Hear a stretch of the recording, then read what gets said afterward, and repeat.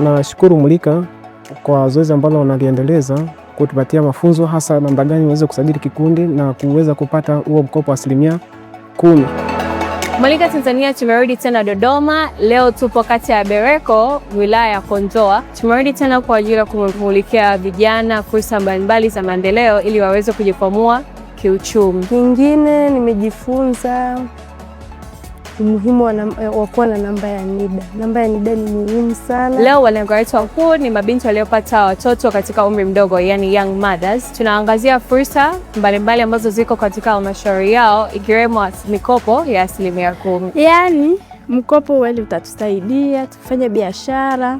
Kwa mimi binafsi itaniwezesha kusaidia familia yangu. Kwa hiyo kama vijana wa kike tunaomba wajitahidi sana, tunaomba wachangamkie fursa hizi, kwani fursa hizi kama vijana wa kike watakapozipata zitakuwa ni maendeleo yao wenyewe pamoja na familia zao kwa ujumla pamoja na jamii kwa ujumla.